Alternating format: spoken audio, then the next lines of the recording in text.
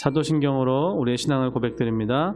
전능하사 천지를 만드신 하나님 아버지를 내가 믿사오며 그 외아들 우리 주 예수 그리스도를 믿사오니 이는 성령으로 잉태하사 동정녀 마리아에게 나시고 본디오 빌라도에게 고난을 받으사 십자가에 못 박혀 죽으시고 장사한 지 사흘 만에 죽은 자 가운데서 다시 살아나시며 하늘에 오르사 전능하신 하나님 우편에 앉아 계시다가 저리로서 산자와 죽은 자를 심판하러 오시리라. 성령을 믿사오며 거룩한 공회와 성도가 서로 교통하는 것과 죄를 사하여 주시는 것과 몸이 다시 사는 것과 영원히 사는 것을 믿사옵나이다. 아멘. 찬송가 273장입니다. 찬송가 273장 찬양 드리겠습니다. 나 주를 멀리 떠났다 이제 옵니다.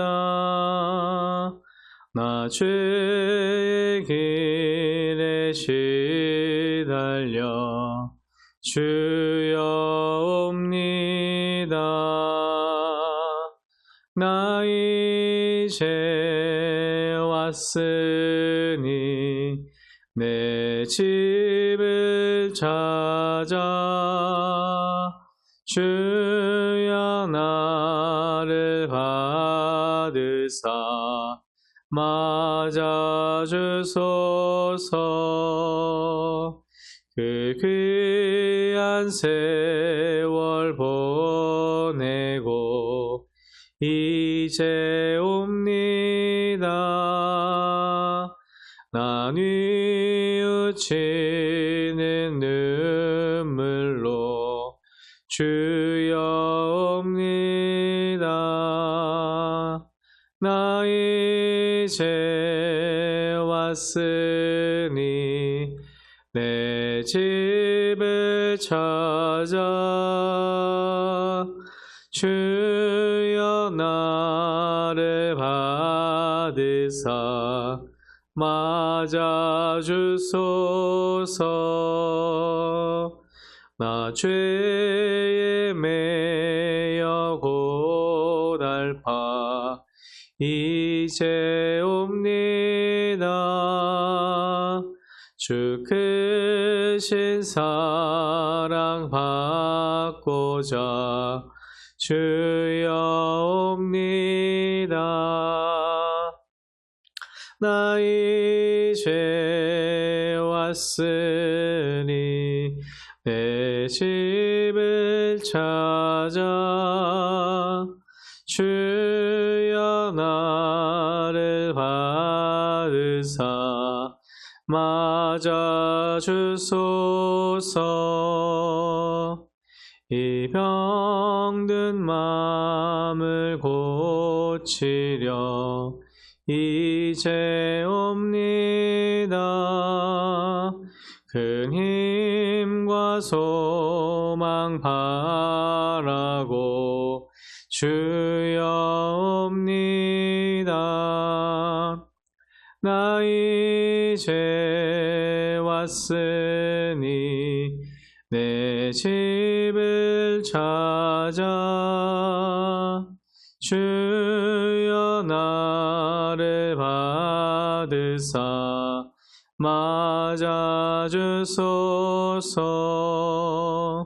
나 바랄 것이 무언가 우리 주 예수 날 위해 죽임 당하심 믿고 옵니다. 나 이제 왔으니 내 집을 찾아 주여 나를 받으사 맞아주소서. 이 시간 함께 나눌 하나님의 말씀은 창세기 27장 30절에서 35절 말씀입니다. 창세기 27장 30절에서 35절 말씀 다 같이 합독하겠습니다. 이삭이 야곱에게 축복하기를 마침에 야곱이 그의 아버지 이삭 앞에서 나가자 곧 그의 형 에서가 사냥하여 돌아온지라. 그가 별미를 만들어 아버지에게로 가지고 가서 이르되 아버지여 일어나서 아들이 사냥한 고기를 잡수시고 마음껏 내게 축복하소서. 그의 아버지 이삭이 그에게 이르되 너는 누구냐? 그가 대답하되 나는 아버지의 아들 곧 아버지의 맏아들 에서로소이다. 이삭이 심히 크게 떨며 이르되 그러면 사냥한 고기를 내게 가져온 자가 누구냐? 내가 오기 전에 내가 다 먹고 그를 위하여 축복하였은즉 그가 반드시 복을 받을 것이니라. 에서가 그의 아버지의 말을 듣고 소리 질러 슬피 울며 아버지에게 이르되 내 아버지여 내게 축복하소서. 내게도 그리하소서. 이삭이 이르되 내 아우가 와서 속여 내 복을 빼앗았도다. 아멘. 함께 읽은 본문 말씀으로 에서의 한탄이라는 제목으로 함께 말씀을 나누려고 합니다. 창세기 27장에서 이삭의 가정 안에서 하나님의 약속이 어떻게 이루어지시는가, 그 신실한 하나님의 모습을 우리는 살펴볼 수 있습니다. 그런데 그 방법과 과정에 있어서 그 안에 등장인물들을 보면 참 여러 상황과 환경에 또 갈등을 겪고 있는 것을 알 수 있죠. 무엇보다 이삭과 그의 아내 리브가는 그들의 쌍둥이 자녀인 에서와 야곱을 각각 편애했습니다. 안타깝지만 가정의 모습으로 보면 아름답게 또 하나 되는 그런 가정이어야 하는데 여전히 그러지 못하는 모습이었다는 것을 우리는 쉽게 알 수 있죠. 27장의 시작은 나이가 많아지고 허약해진 눈이 어두워 잘 볼 수 없게 된 이삭이 자신의 첫 아들 장자인 에서를 부르면서 시작을 합니다. 이삭의 그 나이가 몇 살인지는 정확히 나와 있지는 않죠. 그렇지만 본인이 이렇게 이야기를 하는 거예요. 이제 나는 늙어 언제 죽을지를 모르니까 너는 활을 가지고 들로 나가서 사냥해서 내가 좋아하는 별매를 만들어 가지고 와라. 그러면 내가 죽기 전에 이것을 먹고 어때요? 먹고 죽기 전에 축복하겠다라고 축복의 이야기를 합니다. 그런데 이 과정에서 리브가가 이삭이 에서에게 하는 말을 엿듣게 되고요. 에서는 사냥하러 들로 나간 사이에 야곱을 따로 불러 리브가가 이야기합니다. 이 아버지가 너의 형 에서에게 하는 말을 들었는데 형이 사냥해서 별미를 만들어 오면 그것을 먹고 또 죽기 전에 여호와 앞에서 그를 축복한다고 하니까 어때요? 그 축복을 네가 가로채라라는 이야기죠, 결국엔. 그런데 하나님께서는 이미 리브가의 뱃속에 이 쌍둥이 아이들이 있을 때 그때부터 약속하신 게 있습니다. 큰 자가 작은 자를 섬기리라는 말씀이었습니다. 창세기 25장 23절에 보니까요, 여호와께서 그에게 이르시되 두 국민이 내 태중에 있구나. 두 민족이 내 복중에서부터 나누이리라. 이 족속이 저 족속보다 강하겠고 큰 자가 어린 자를 섬기리라 하셨더라. 아멘. 하나님께서는 이미 하나님의 언약의 말씀을 너무나 명확하게 말씀하셨습니다. 하나님의 약속이 명확합니다. 또한 그들이 알고 있었죠. 이삭과 리브가는요. 그럼에도 불구하고 이삭은 에서를 편애하면서 그에게 그 복을 주려고 하고 있는 겁니다.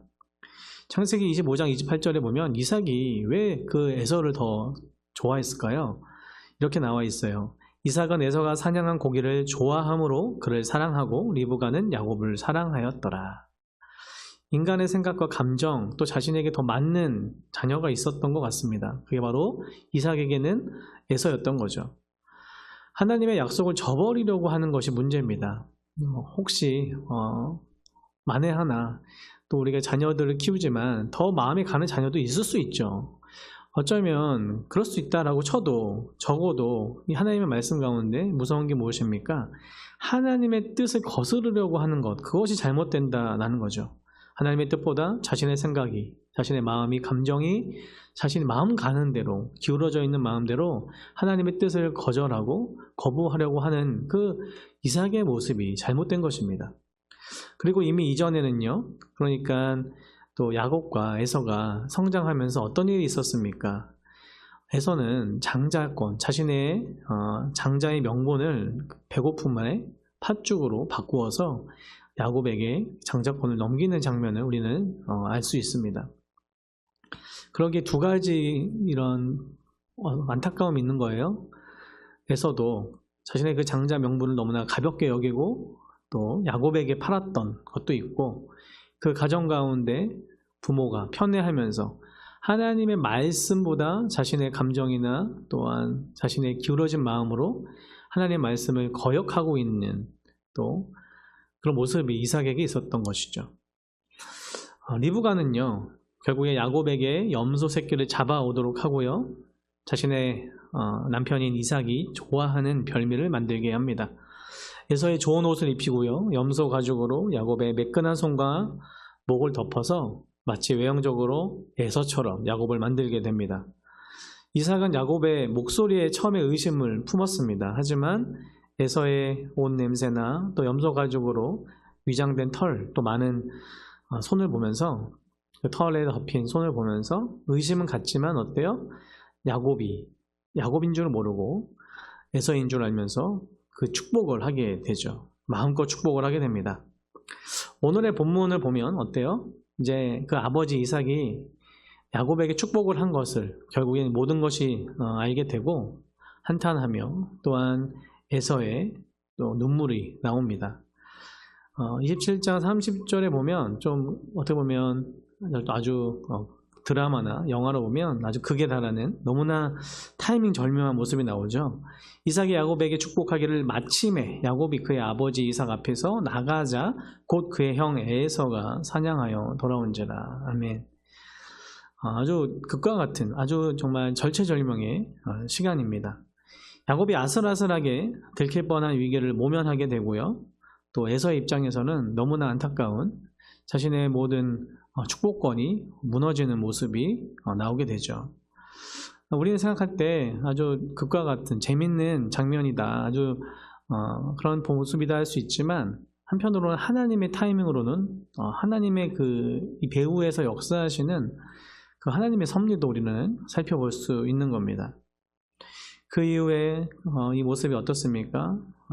너무 안타깝지만 에서의 모습에서는 안타깝죠. 에서는 자신이 가지고 온 것으로 사냥한 고기를 아버지에게 드리지만 그것이 이제는 야곱이 결국에는 이 축복을 다 가지고 갔다라는 것을 알면서 망연자실하게 됩니다. 34절에 그런 모습이죠. 34절에 보니까 33절에도 그런데요, 이삭이 심히 떨며, 그죠? 그리고 34절에 에서가 그의 아버지의 말을 듣고 소리 질러, 그러니까 에서도 그렇고 이삭도 그렇고 이 상황에서 너무 당황스럽고 또 너무나 어떻게 보면 때론 분노이기도 하고 슬픈 모습이 있습니다. 에서의 모습 보니까 말을 듣고 소리 질러 슬피 울며 이렇게 이야기하는데, 이런 부분을 보면 그 강조법이에요. 강조법인데 반복하면서 매우 또 극렬하게 또한 흥분하여 울다라는 뜻이 있습니다. 매우 심한 비통의 울음이 그 에서에게 있었고, 또 이삭이 이것을 알고 심히 크게 놀라면서 떨면서 이 상황을 너무나 당황스러워합니다. 에서의 울부짖음, 매우 심한 비통의 큰 울음. 그런데 이 모습, 이삭도 그렇고 에서도 그렇고 이 모습에서 보면 하나님 앞에 회개하는 장면이나 하나님 앞에 회개하는 눈물이 아니라 자신의 생각과 자신의 그 축복이 또 자녀에게 자기가 원하는 대로 축복하려고 했었던, 또 자신의 원하는 대로 되지 않았음에 안타까워하며 때론 분노하는, 절규하는 모습을 우리는 알 수 있다는 겁니다.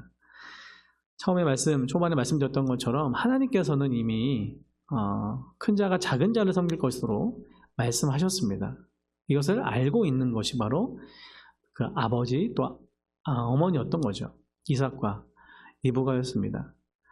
그렇지만 끝까지 자신의 생각 또 자신의 뜻대로 자녀에게 축복을 하려고 했을 때 이것을 막으시는 하나님, 그리고 결국에 하나님의 뜻대로 말씀대로 그대로 이루어가시는 하나님의 모습을 우리는 알 수 있는 것이죠. 35절에도 끝까지 이삭은요 회개하지 않습니다. 이삭이 이르되 내 아우가 와서 속여 내 복을 빼앗았도다. 결국엔 이삭은 또 다른 자신의 아들 아니겠습니까? 야곱도 같은 아들인데 그 야곱의 탓을 합니다. 그러면서 일단락이 되게 되는데요. 오늘 본문 말씀 보면 한편으로 리브가를 좀 생각해 보면 리브가가 하나님의 뜻, 결국엔 야곱이 축복을 받는 하나님의 뜻을 이루려고 한다고 우리는 생각할 수 있습니다. 그런데 한편으로는 이 과정이 거짓이고 속임수의 과정이라는 거죠. 크게는 하나님의 뜻이 이루어졌기 때문에 또 리브가는 그것의 어떤 과정에 있었기 때문에 잘했다라고도 말할 수 없는 사람입니다. 그런 부분이 있습니다. 거짓과 속임수를 사용했습니다. 리브가가 야곱을 축복받게 하는 데는 성공할 수 있습니다. 결론은. 그렇지만 이로 인해서 이 결과가 너무 안타깝습니다. 야곱은 또 에서는 형제였지만 관계가 깨어지게 되고요. 결국엔 또 이 아들 야곱을 어떻게 해요? 오빠 라반의 집에 피신시키게 됩니다. 리브가는 사랑하는 아들 야곱을요, 이후에 한 번도 보지 못하게 됩니다. 다시는 야곱을 보지 못하는 또 대가를 치르게 되죠. 하나님은요, 결과만을 보시는 분이 아니십니다. 과정을 보고 계시고, 과정뿐만 아니라 모든 것을 보시고 모든 것을 아시는 분이십니다. 말씀 좀 정리하면서 적용하기 원합니다.